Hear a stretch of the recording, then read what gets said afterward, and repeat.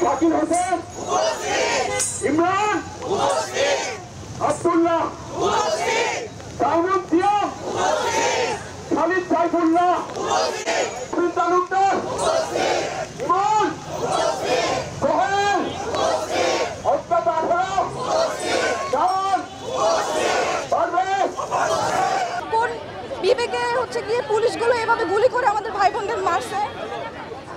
আমরা নিজেরা যাদের বিবেক বোধ আছে তারা কখনো এসব মেনে নিতে পারবে না। তাই আমি আজকে রাজপথে আসছি।